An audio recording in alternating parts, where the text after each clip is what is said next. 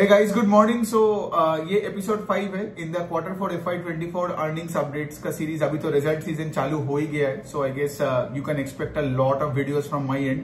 मेरा काम वही है, जितना कंपनीज को मैं ट्रैक करूंगा उसको सिंपल लैंग्वेज में उसके सारे चीजें आपके सामने रखना कि उसके मैनेजमेंट क्या बोल रहे हैं, आउटलुक क्या है, गाइडेंस क्या है, ROE किस दिशा में जा रहा है, you know pace of sales growth क्या है, किस तरीके से चेंज हो रहा है, पीयर ग्रुप क्या कर रहा है। So it will be a fascinating earning season. So अभी देखिए, अभी इस वीडियो में मैं सिर्फ HDFC बैंक के बारे में बात करना चाहता हूं। एंड देखिए, सबसे पहला पॉइंट यही है कि लाइक HDFC बैंक के बारे में आपको एक चीज समझनी है कि HDFC bank is a great bank but a mediocre investment. ठीक है, अब देखिए ये मेरा पर्सपेक्टिव है, मैं कोई किसी को रिकमेंडेशन नहीं देना चाहता हूं। मेरे लिए, मेरा ओपिनियन में HDFC bank is a great bank because अगर आप उनका एसेट क्वालिटी देखोगे, और सिर्फ एक साल का नहीं, अगर आप उनकी पूरे हिस्ट्री में देखोगे, they have always had the industry leading asset quality. उनका हमेशा उनका स्केल ऑफ ऑपरेशंस भी बहुत स्टेबल रेट से हुआ है। And HDFC bank has always been a great wealth creator for investors in the last जितने साल से है, 15-20 जितने साल से भी वो लोग मार्केट में है। I think it's more than that, 25 years के आसपास। लेकिन पॉइंट यहां पे आता है कि मार्केट आगे का देखता है, पीछे का नहीं। ठीक है, तो अगर आप HDFC बैंक की हिस्ट्री में फोकस करोगे ना, तो इसीलिए क्या हो रहा है, बहुत लोग सिंस वो हिस्ट्री पे इतना फोकस करते हैं, पीछे की तरफ देख रहे हैं, उनको ये समझ नहीं आ रहा है कि आगे जो सिनारियो है वो सिनारियो किस तरीके में हो रहा है। ठीक है, इसलिए क्या होता है ना, जब कोई स्टॉक चलता नहीं तो लोगों को समझ नहीं आता है और वो पीछे देखता रहता है। सो HDFC बैंक में वही एक सिनारियो है। अब समझते हैं कि बैंक में हो क्या रहा है। ठीक है, सो आज से कुछ अप्रोक्सीमेटली 1.5 to 2 years पहले उनका मर्जर हुआ था। जब HDFC का जो बैंक, HDFC बैंक में क्या नहीं था उस टाइम पे, उनका मॉर्गेज का बुक नहीं था, राइट। और मॉर्गेज का बुक किसमें था, HDFC लिमिटेड में। तो फिर ये दोनों मर्ज हो गए और फिर अभी नया HDFC बैंक बन गया। और ये बनने के बाद आज अगर मैं आपको बताऊं तो उनका लोन बुक का साइज है कुछ आई थिंक 25 लाख करोड़ के आसपास। ठीक है, तो मैं आपको सिनारियो बता रहा हूं क्या क्या हुआ। अब जब मर्जर हुआ था, अब ये मर्जर के बाद कुछ चीजें ऐसे हुआ था जो शेयर होल्डर के बेनिफिशियल में नहीं हुआ था, मतलब it was in beneficial for the share holder. कैसे? बिकॉज सोचिए, जब HDFC लिमिटेड मर्ज हुआ था HDFC बैंक के साथ, HDFC लिमिटेड का जो नेट इंटरेस्ट मार्जिन था वो HDFC बैंक से कम था। सो जब दोनों मर्ज हो गए, सो एट अ नेट लेवल दोनों का मिला के तो निम्स यहां पे घट गया, राइट। तो आप देखोगे HDFC बैंक का NIMs were like north of 4% before the merger, लेकिन अभी आप देखोगे HDFC बैंक का निम इज अराउंड 3.4-3.5% के आसपास। तो ये तो शेयर होल्डर के लिए अच्छा नहीं हुआ, राइट, बिकॉज आपका बिजनेस का मार्जिन घट गया। Because right now HDFC bank का आई थिंक लोन बुक का कुछ 30-32% of the book is now mortgage book, right. And of course आपको पता ही, राइट, अगर आप मॉर्गेज बुक चला रहे हो, वो भी आप से फॉर एग्जाम्पल शहरों के लोगों को आप लोन्स वगैरह देते हो, बिकॉज HDFC का जो बुक, इफ यू रिमेंबर, वो वाला बुक अफोर्डेबल स्पेस में नहीं है, तो वो हाई यील्डिंग बुक नहीं है, वो लो यील्डिंग बुक है। एंड ऑफ कोर्स यहाँ पे आपका कस्टमर बेस का क्वालिटी बेटर है। तो since you added that book, ठीक है, एसेट क्वालिटी में कोई प्रॉब्लम नहीं था बिकॉज HDFC लिमिटेड का भी एसेट क्वालिटी उतना ही अच्छा था जितना HDFC बैंक का था प्री मर्जर। लेकिन प्रॉब्लम क्या हुआ, यहाँ पे निम्स घट गया।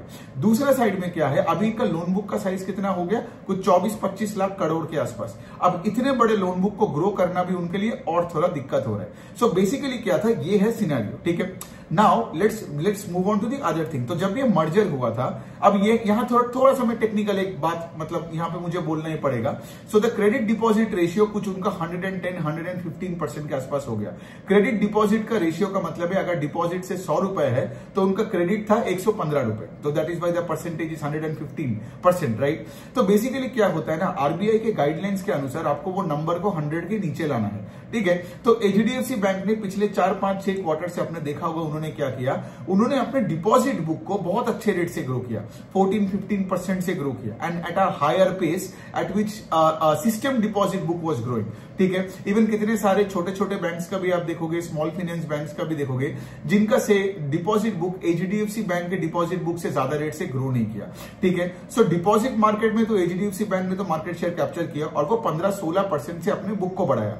लेकिन दूसरे साइड में आपने क्या देखा, सिंस उनको क्रेडिट डिपॉजिट का ये जो नंबर है, ठीक है, इसको 100 के नीचे लाना था, तो उन्होंने अपने लोन बुक को किस रेट से ग्रो किया, 6-7-8% से। इवन अगर आप FY25/24 भी देखोगे, उनका जो ग्रॉस पोर्टफोलियो या लोन बुक है, राइट, वो कुछ 7-8% से ही ग्रो किया, ठीक है। Q4 ओवर Q4 में at aggregate level I think the loan book grew 5.5-6%।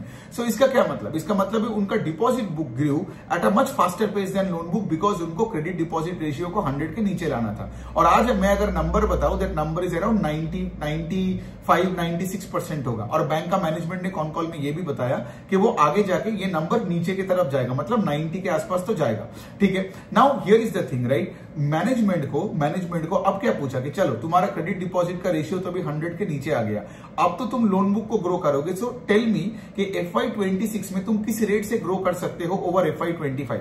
तो पता है मैनेजमेंट ने क्या बोला, मैनेजमेंट ने यही बोला कि अगर आप Q4 का नंबर ओवर Q3 के नंबर से देखोगे, मतलब अभी तो Q4 का नंबर आया, उससे पहले Q3 था, the loan book grew 3% quarter on quarter, 3%। तो अगर आप 3% को एनुअलाइज करते हो, basic simple interest calculation 3% into 4, तो एनुअलाइज रेट में कितने रेट से ग्रोथ होता है, around 12%। Got it. So basically management ने ये भी कॉन कॉल में बोला कि देखो हम कोई गाइडेंस देते नहीं है, और हम गाइडेंस यहां भी नहीं दे रहे, but you can expect a growth rate around 12-13% in FY26 over FY25।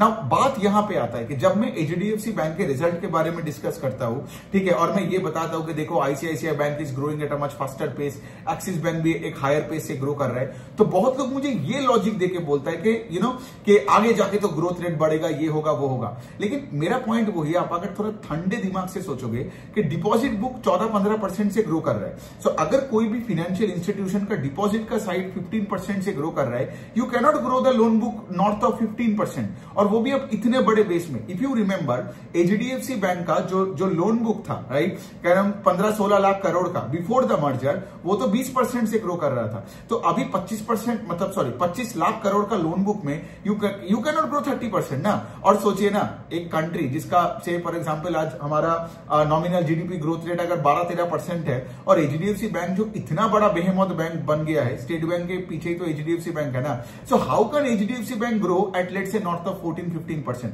Possible नहीं है। अब मेरा पॉइंट ये है कि आपको एज एन इन्वेस्टर के एंगल से सोचना पड़ेगा।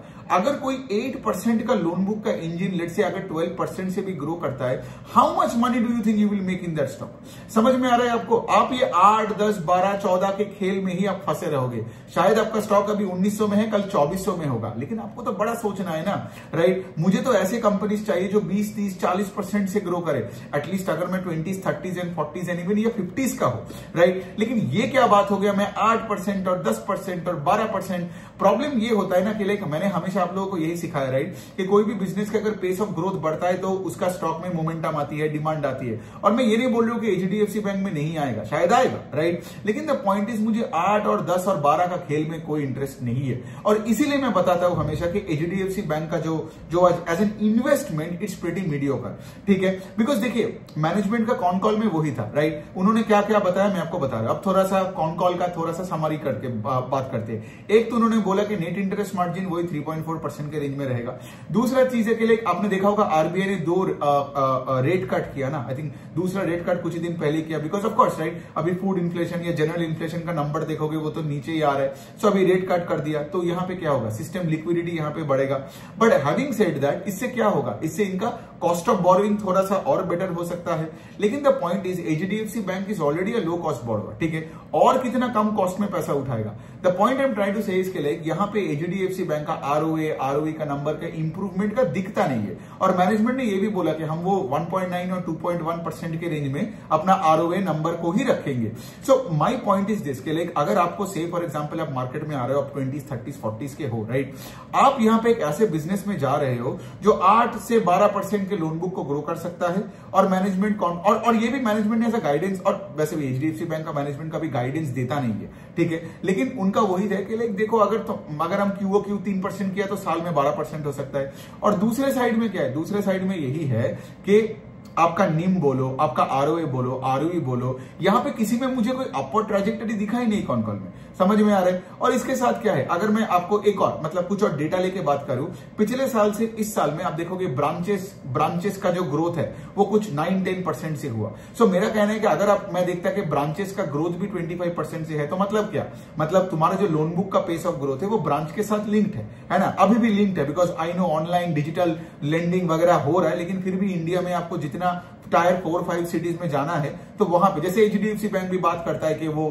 गांव-गांव में घुसे जा रहे हैं, अच्छे फार्मर्स को ला रहे हैं, so on and so fourth. Because आज भी एचडीएफसी बैंक को अगर इवन डबल डिजिट से भी ग्रो करनी है तो वही इंडिया में tyre 4-5 cities and rural areas में जाना पड़ेगा ना। शहरों में तो मतलब ऑलमोस्ट सैचुरेशन हो ही गया है, इतने सारे बैंक है और बड़े बड़े भी अब देखोगे एमएसएमईज भी, सॉरी आपका ये एनबीएफसीज भी यहाँ पे आ चुका है, स्मॉल फाइनेंस बैंक भी शहरों में आ रहा है। सो माई पॉइंट इसके लिए आपको अगर ग्रोथ है इंडिया में तो आपको वो गांव के साइड में जाना पड़ेगा, राइट। वही किसान को लो, फिर उसको किसान लोन दो, फिर उस किसान को ऑटो लोन दो, क्रेडिट कार्ड, पर्सनल लोन भी दे दो।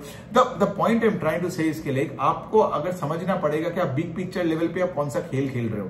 अगर आप ये 8% और 12% का खेल खेल रहे हो ना तो आई एम प्रीटी श्योर के लिए मार्केट में आपको कभी ढंग का अल्फा जनरेट नहीं होगा। शायद आप मंथ ऑन मंथ बेसिस पे बोल सकते हो, देख भाई वो जो ट्रेडर लोग बात करते हैं ना कि 10% का मेरा प्रॉफिट हो गया, 15% का मेरा प्रॉफिट हो गया, लेकिन मैं आपको बिगर लेवल पे सोच मतलब बिगर लेवल पे I want you guys to think यहां पे कि आप ऐसा गेम मत खेलो जहां पे जीतने का चांसेस बहुत कम है, ठीक है। Maybe you make some money but then having said that वही है ना कि एचडीएफसी बैंक का जब भी 1600 से 1900 या 1800 का स्टॉक बढ़ जाता है तो कुछ लोग उछल कूद करने लगते हैं। सो माय पॉइंट इसके लिए इट्स अ ग्रेट बैंक, कोई प्रॉब्लम नहीं है बैंक में, ठीक है। मतलब से फॉर एग्जांपल अगर आप बैंक का इंफ्रास्ट्रक्चर देखोगे, बैंक का हिस्ट्री पढ़ोगे, मतलब कुछ भी आप पढ़ लो, मतलब बैंक का कोई भी आप एनुअल रिपोर्ट उठा के पढ़ लो, इट्स अ ग्रेट बैंक। मतलब अगर आपको बैंकिंग सीखना है तो एचडीएफसी बैंक का पिछले 10-15 साल का एनुअल रिपोर्ट पढ़ लो। आप वो तोमाल बंदोपाध्याय का भी एचडीएफसी बैंक के ऊपर जो बुक है वो पढ़ लो। I think there are couple of more books also written on Adityapuri, तो वो सब पढ़ लो। लेकिन द पॉइंट इज हमें एज एन इन्वेस्टर, राइट,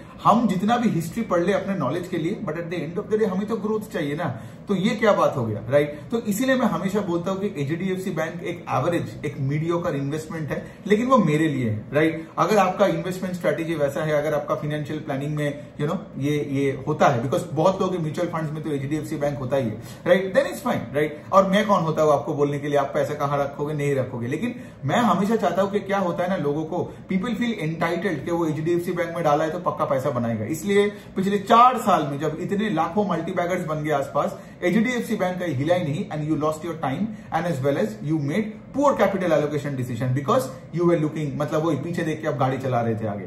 सो यही वाला पॉइंट है एचडीएफसी बैंक का। आई होप आपको समझ में आया कि मैं क्या बोलने का कोशिश कर रहा हूं। It's a great bank, I have nothing against the bank. और मैं कौन हूं, मतलब इतना अच्छा asset quality even HDFC bank का आप देखोगे द प्रोविजन कभी, आई थिंक उनका प्रोविजन भी कुछ आधा हो गया compare to what it had in Q4 of last fiscal. So जो अपना प्रोविजन भी कम दिखाते हैं, मतलब क्या एसेट क्वालिटी और इंप्रूव हो रहा है। लेकिन ऑल्सो हैविंग सेड दैट आपको देखना पड़ेगा, अगर मैं सिर्फ नंबर्स बताऊं, YOY लेवल पे अगर FY 25 और 24 का देखोगे तो प्रॉफिट्स ग्रू 6%, है ना। और आपका अगर देखोगे कंसोलिडेटेड सेल्स या रेवेन्यू अगर आप बोलोगे, राइट, या फिर आप देखोगे इंटरेस्ट इनकम का जो ग्रोथ है या नेट इंटरेस्ट इनकम का जो ग्रोथ है, आप देखोगे ये 8, 9, 10% या 12-13% के रेंज में है। सो मेरा पॉइंट है कि लाइक ऐसे लो ग्रोथ इंजिन पे मुझे कोई इंटरेस्ट नहीं है। अगर मुझे 8, 9, 10, 12% के इंजिन में खेलने तो मैं निफ्टी इंडेक्स ले लूं, या फिर मैं ऐसे फॉर एग्जांपल आज तो मैं गोल्ड खरीद लूं, बिकॉज सब तो गोल्ड का बातें किए जा रहे हैं अभी, राइट।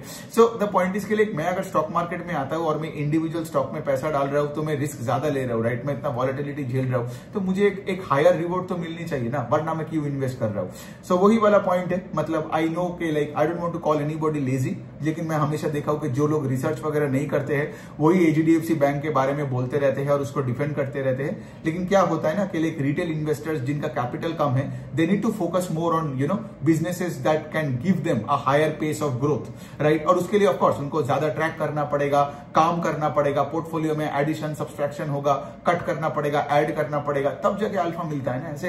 ऐसे इग्नोरेंट होके, लेजी होके बैठे रहोगे एचडीएफसी और टीसीएस लेके, तो क्या होने वाला है। सो यही है।